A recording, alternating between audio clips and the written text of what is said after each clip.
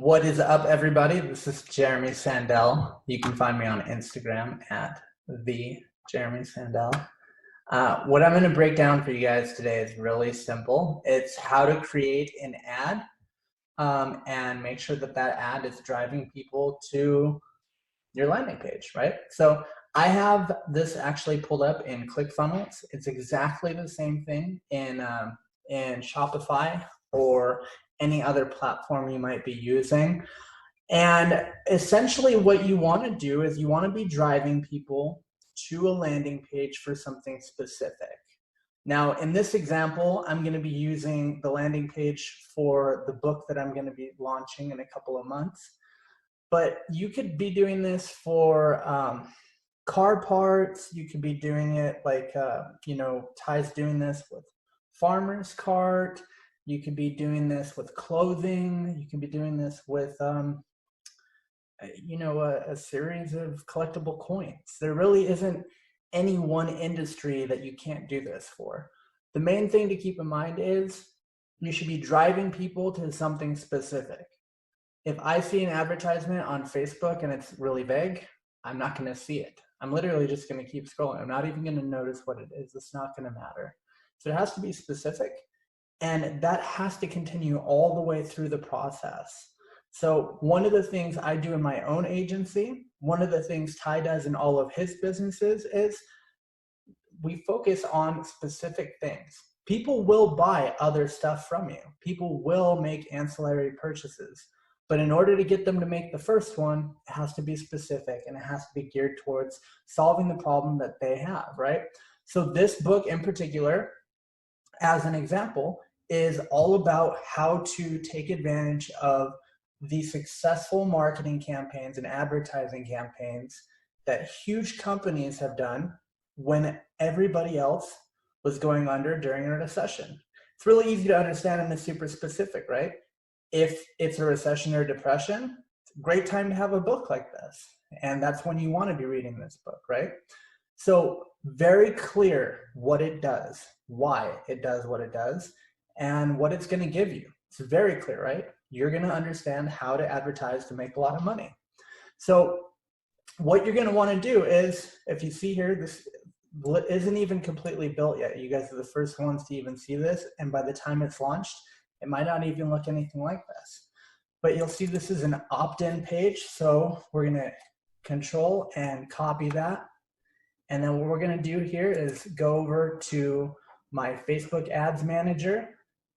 And we're going to create a new ad. So if you saw, I clicked that green button on the left that said create. Now, here's the thing that you want to be doing when you're running ads to get sales. And I'm being very specific because there's a lot of different things you can do in terms of advertising. And if you're going for, brand awareness, you're just trying to build awareness before going in for a sale because maybe it's a high ticket product. As an example, there's a lot of times where it's a good idea to, run ads at an audience and then narrow it down based off of their view rate if you're selling in the $1,000 plus space. But assuming you're selling in like the, $50 to $200, $50 to $1,000 even, you're going to go straight for the sale, right? If you have a compelling offer, if you have a product that people want and need, they'll buy it. So what you're going to want to do is you're going to want to click right here on conversions because you're trying to get people to convert. You're trying to get people to buy. And let's see down here, we can name the campaign. We will just put in here recession proof, proof branding book pre-sale, okay? And we don't have an ad set yet, but we can just go ahead and copy that for right now. Now, one thing I would recommend, just because the more ads you run, the more confusing this is gonna get, when you're doing this yourself, instead of naming the ad set the same thing as the campaign, name this audience based off of who they actually are. So when we get to the ad set here in a second, I'm going to be showing you guys how to add interest groups to this and how to target people. You don't want this to say recession-proof branding book pre-sale, because that doesn't tell you who it is. It just tells you what the campaign is. So, when we get over here in a second, I'll explain what I'm talking about visually so you guys can see it at the same time, right? So that created the campaign. There it is. That's the campaign. And the buying type is an auction. This is actually fine. When you're first getting going, auctions really are the easiest way to get selling, because what will happen is you'll basically be competing with a lot of other businesses that are paying for ad space. Facebook's essentially going to give you preference if you're spending more money, but they're also going to give you preference down the road too if you go ahead and, instead of going for auction, going into a situation where you're telling Facebook what it is you're willing to pay to get a customer. And you can be really clever with this. One thing our media buyer in my agency does that's phenomenal is he'll actually go and he'll tell Facebook that he's willing to pay 3 times what most other businesses are going to be willing to pay to acquire a customer. And so in the process of doing that, all of our ads will rank better because of the fact that he's willing to pay more to get a customer. And Facebook's a business, right? They're like, we'll take your money all day, dude. We'll give you all the people you want. Just keep giving us the extra money. So start with an auction. As you get familiar with Facebook ads, as you get more adept, you can start looking into some of the other things you can do. You can add a campaign spending limit. You can run these A/B tests. To be completely honest, you guys, our media buyer in our agency, and even in a lot of Ty's companies, this isn't even really used. We'll just duplicate the ad and build out an entirely identical ad with one difference. Campaign budget optimization. So you can set this to your daily budget or lifetime. So as an example, Labor Day just passed. So let's say we wanted to run a campaign for Labor Day and we were going to run it for 2 weeks. We would set the lifetime budget for X amount of dollars and set it to run until that budget was depleted or the end date showed up first. Now, scroll, and just so you guys know, there's always an extra option that you can do. You can schedule your ads now as well. Now, this can help, but it's not really going to be that helpful because Facebook doesn't really like to give people preference. So you might be able to run your ads at specific times. Facebook's not going to optimize who theirs are being showed to at those times. They're just going to spend the money to keep putting it in front of people. What ends up happening is you could be missing out on a lot of sales that you would be making at another time when your customers might be more active online. That typically only works really well if you've already run ads and you already know what those times are. So let's go ahead and click on next. And this is honestly my favorite part of building out ads. When we go through this as a team in my agency, when I'm talking to people in Ty's company Farmer's Cart, this is the most interesting part of running ads, at least for me. And that's because this is where you get to tell Facebook, here is everything about the kind of person I want to sell to. How many of them can you find for me? And so you go in, you're looking at the ad set name, conversion. Now, one thing you guys need to be aware of is you have to have a pixel installed for this to work. You can't just, say conversion and that's it. So in some of the other lessons, you should see how to add that pixel in there and how to check that. Make sure that you're connecting the right pixel and that you're setting it for the correct thing. So right here, we're setting this for a purchase because we want people to buy. Now that we have the pixel set up, what we need to do is come down. Now, you can select dynamic creative and offer. There's different ways that, people have different ideas about this. These actually, in our own agency, I haven't found this to be that necessary. I would recommend you guys get familiar with all of the things you can do in Facebook Ads Manager, as it's only going to allow you to be more versatile when it comes to your advertising.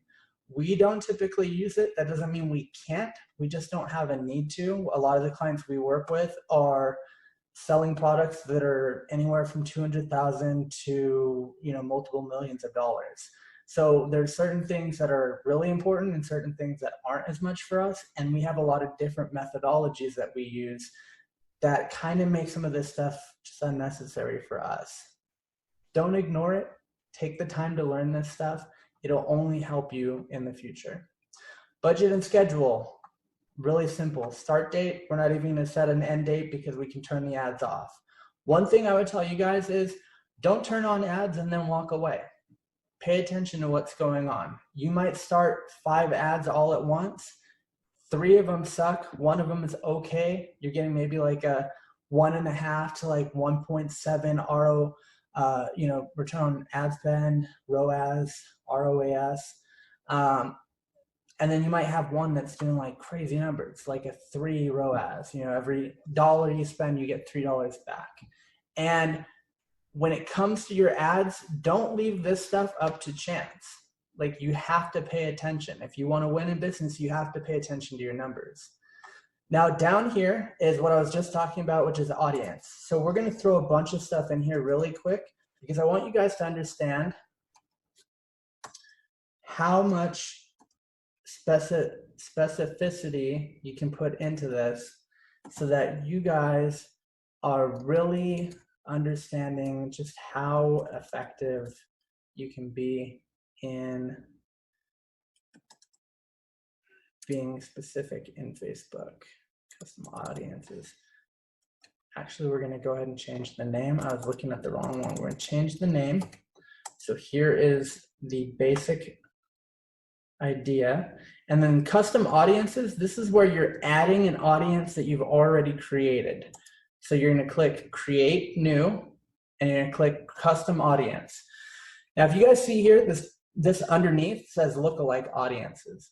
This is what you want to do once you've been running ads and your pixel has gathered data. And you don't want to do this until you have like thousands of visits to your pages, because the data in the pixel is only useful in large numbers. And if you guys aren't familiar with this, take a couple of minutes right after this lesson and go look up what the law of large numbers is and look up what the law of small numbers is. Now, people have the belief, I'll give you a quick synopsis, people have the belief that if they know 5 people out of their group of friends that have all love peanut butter, as an example, the law of small numbers is basically something, it's a cognitive bias or a heuristic. A lot of times people assume because they know 5 people that are just peanut butter fanatics that everybody really likes peanut butter, at least. Like, nobody out there could not like it. I have 5 friends, right? And that's not how that works. It's a cognitive bias. The truth is, the law of small numbers basically says that you cannot take a small group of people and expect that that's going to be the same for a large group of people. Now, the law of large numbers is the exact opposite. The bigger your sample size is, the more likely it is to be accurate. So make sure that you're getting thousands of visits before you start using these lookalike audiences, or you're just going to be burning money for no reason. Let's create this custom audience. And so if I was going to be doing this for myself, there's a couple of things that I would do. One thing is I would buy a list of people that are identical to what I'm looking for, and I would upload that list, right? This is where I would upload the list, customer list. The other thing that I could do is I could use lead form data that I'd already collected. So if you've run ads, you've gotten leads in Facebook, they'll then let you re-upload those leads. Make sense? Now, if you don't have those or you're not doing that, the way you would do this is just start editing this information. So we're going to start adding all that stuff I typed in up top. So we're going to do Austin, Texas. We're going to do 50 miles plus. And then we're going to scroll down here. And we're going to go with 35 to 65, men.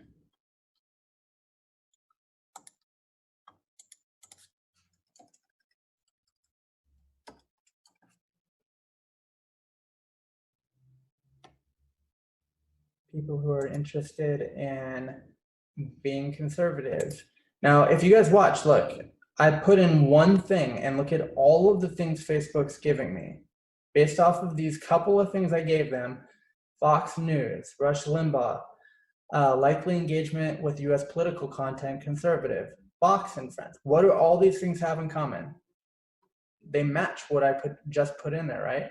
So let's say I know my ideal client, the person who is most likely to really appreciate my product, to take the time out of their day to say, yes, I'm gonna pull my wallet out right now and buy this damn thing. If I know that that person that I'm looking for is living in Austin, Texas, or within 50 miles of it, 35 to 65-year-old male. I could even get really specific in here that I kind of start targeting things that allow me to say straight white male. If I say that, there's a pretty clear image, right? I mean, Facebook is telling me right now, he's watching Sean Hannity. I don't even have to guess what TV shows he's watching because Facebook already knows. So I could put in here also, job title that maybe he's a mechanic. Let's look for the job title though. Whoops, sorry about that, you guys. Auto mechanic. So that's one of the interests. Now let's look for the actual job title, behavior, engagement with conservative political content. Job title, car mechanic. And then we'll just put in here that one of their interests is automobiles, right? So now we have a really clear definition of the kind of person we're looking for. And I want you guys to look in this top right-hand corner. There's 520,000 people within 50 miles of Austin, Texas that match that. Is that crazy? 500,000 people match this. Now, to be totally fair, what did I just do? I just profiled this whole area, right? I said, well, they live in Texas. They're probably conservative. Typically, they're going to be white. The 35 to 65 age range typically has a larger concentration of conservatives in general than the younger age ranges do. Younger people tend to be more idealistic and they're more liberal, usually. Not always, but usually. And it depends on what part of the country. But what I did here was I profiled this area. I said, what do I know, or what do I think I know, or what's the stereotype about Austin, Texas? Straight white males. I could have put cowboy in here. That probably would have jumped this up to like 1 million, easy. So doing these things, profiling people, is how you can be unbelievably effective with your marketing. The better you understand the one person that you want to sell to, the easier it is for you to do this effectively. So in this example, I know I'm really throwing a lot at you guys with this, but this is really like the key point in your marketing, being in front of the right people to begin with, is to understand this. So if I'm looking at this group of people, what could I be selling them? Well, if they're auto mechanics, I could definitely be selling them tools. I could be selling them, some kind of extra certification. I could be selling them some kind of partnership, maybe with a dealership or maybe an RV dealership. Maybe somebody's buying a car. They say, yeah, we're going to go out of town. We were looking at RVs too. Maybe I could be selling them wholesale, cleaning supplies for cars. Or I could be selling them any number of things, right? But I have a really specific person here, which means I could sell them something because I know something about them. And if you know the person you're selling to, you know what they want. So when you guys are coming into Facebook ads, You know, this is just an example, right? Like, would this person buy my book? Maybe, maybe if, you know, it's just terrible in the economy and they're like, well, maybe I need to read something about economics and marketing and advertising and see if that could help me. It's possible, but this isn't my ideal target audience, right? This is the ideal marketplace for somebody who sells stuff to auto mechanics that also tend to be pretty conservative. But what do we know about conservative people and their buying habits? What do we know about people who watch Sean Hannity? What do we know about people who work in, you know, auto repair shops? What do we know about males 35 to 65? What kinds of life things are they experiencing? Is this maybe the time of their lives when they're most likely to have a divorce? Possibly.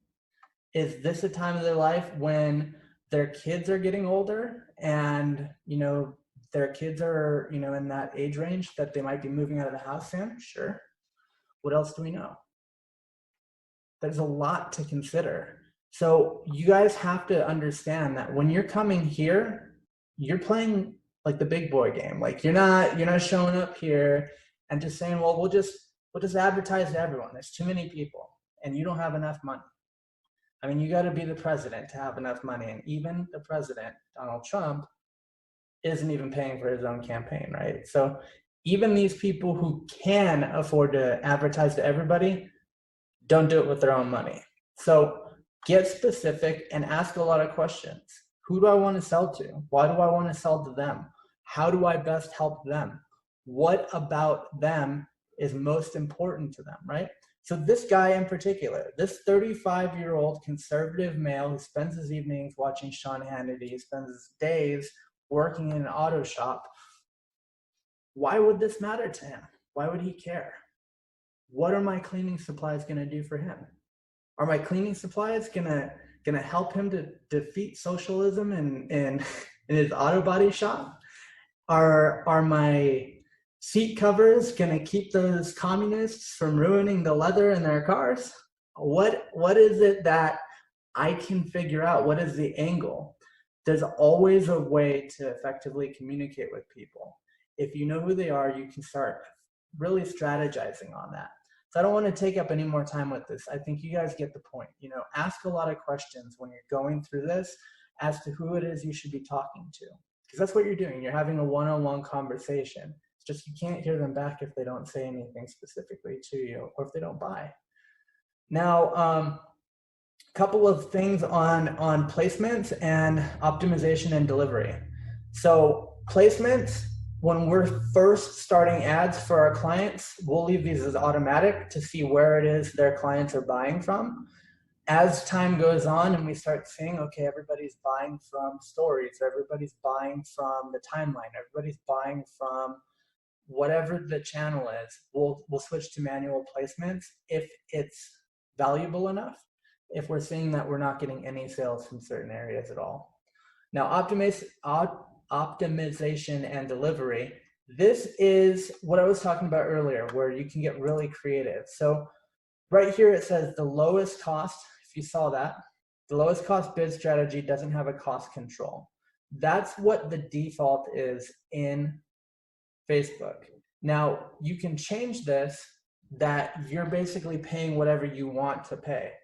And if you get really clever with this, you can change it that you pay more to get a customer, you're still profitable, and your ads sell like crazy and your competitors don't. Now, I would recommend when you're first getting started not to get all crazy because the chances are your first ads are going to suck. Just the way life is. When you first start something new, you're not that great at it. So start working on the messaging, start working on the targeting, like get good at these things. Then you can really do these things where you're optimizing and you're really taking advantage of the fact that, you know, you can work with Facebook to get the best deal. We're going to click next. And this last page is really simple. You know, you're basically able to come in here. You can see, you know, I have Farmer's Cart in here, but if I was running ads for my book, it'd be for my book. And it says the link field is required. So we'll watch this. link. We're gonna scroll all the way down here just to do this for the time being. Oh, that's not the link. Here we go. So on this page is where you're really going to be doing your creative work. So you see there's all this stuff, right? There's like, it's funny because it's showing basically just this quick little social image instead of an actual image. This is where you do your creative though. And don't be scared to do something different. We're working with an IT client right now, and the advertisement that we're running doesn't have a single computer in it at all. In fact, the whole advertisement is about people and about people overcoming things, because like IT companies, they're a people business. They help other people to be able to do what they want to do, right? Kind of like a nurse. A nurse will help somebody get healthy so that they can get back to living their life the way they want to. So don't be scared to be creative. Just be sure that what you're doing makes sense. So it wouldn't make sense for me to like run an advertisement for my book or for this company, as an example, that, you know, is talking about how great donuts taste. And that seems like absurd, but like when you read your ad, read it from the standpoint of a customer. You know, does this make sense and is this compelling to me? Would I buy this based off what I'm reading here? If I'm going to be honest. And you should be honest with yourself. You should be honest with everybody, but definitely be honest with yourself. If it sucks, rewrite it. If the image doesn't really work, get rid of the image, try something else. The video doesn't work, get rid of it, do something else. You have to be really honest with yourself here. But this is also one of the funnest parts, or the most fun parts, because this is where you can do creative work. You can really, and if you're not a creative person, you know, work with somebody who is, partner up with someone. I'm very fortunate that I personally tend to be a creative person, but I'm also very practical. I also have people on my team that are ultra practical that I can rely on to take care of, you know, practically saying, we can't do that because it'll burn the business to the ground. I'd be like, oh, that's probably true. Like, I can't lie. That's definitely not a good idea. Let's not do that one. But this one, now, when it comes to you being maybe a creative person, you should partner up with somebody who's a little bit more practical. Say, hey, what do you think of this? And they say, well, I mean, I don't know what's happening at all. Especially if you're a really creative person, sometimes you can get really deep and people won't know. So you have to have a little bit of both in your work here for it to work. And if you're ever, you know, if you ever don't know, go look at ads that have made a lot of money. Look at Ty's ad for the social media marketing agency, or go back to his, you know, Here in My Garage ad. Go check out other people's ads that have done really well. And the way you can tell if it's done really well is if you see an ad and it's still running like 2 or 3 or 4 weeks later, it's because it's making them money, right? They're not going to keep running the ad if it doesn't. So go watch ads, find out like what is it about this that works? Why would somebody buy this? What problem does this solve? And how do I like build based off of that? How do I build something unique for my own business using that model? And, you know, that's really simple. You know, you create an ad, single image or video, carousel. Carousels are great for like really low ticket items that are between like $5 and $20. These are really hit and miss though, because what happens is people get into the habit of scrolling again instead of stopping and making a decision. If I give you 10 options, you're probably not going to choose anything. You'll be like, oh, that's cool, and keep going. I don't want you to think things are cool. I want you to buy things. As a business owner, I don't want you to think it's cool. I want you to want it enough to spend the money on it. So carousels, I would definitely recommend. If you were going to test these, be very smart about how you're spending your money on these, and use, you know, your top 3 to 5 products. Down here is where you add your image or video, add your copy. This is going to be, you know, what it is that people see related to your ad. So this is going to show up essentially, to make this really easy to understand, when you're looking at Instagram stories or Facebook stories or Some of the stuff that you'll see in the audience networks, like this will be that chunk that you see that you have to click on to open up. And then your headline is literally the headline, right? The top line. And in certain platforms, it'll show up down at the bottom too. So let's just type some stuff in. Just buy this and save yourselves. There we go. So we add that headline in, and you see it shows up down here at the bottom. The description, that is the copy that goes to the top. Just type in a bunch of stuff. And then the call to action is the button, right? So learn more, get quote, get offer, no button, subscribe, watch more. So all of this is pretty common sense, right? It's not hard to guess. Are you telling them to learn more? Or are you telling them to buy something? Are you telling them to subscribe to something? Or are you telling them to see what time the next movie is? And then as far as languages, if you're bilingual, learn how to run ads like crazy. There aren't a lot of people out there that are bilingual running ads in multiple languages. If you could do that, you have more market. You can win in more places. But also you can tap into markets that other people might not be advertising in. Tracking, this is going to show all of your pixel information down here.